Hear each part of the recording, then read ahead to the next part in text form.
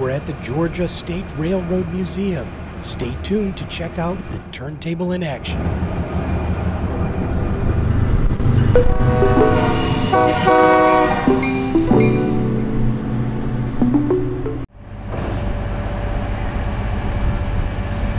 Today, we're at the Georgia State Railroad Museum in Savannah, Georgia. Here we see a 1940s era GE 44 tonner pulling an open air passenger car onto the turntable.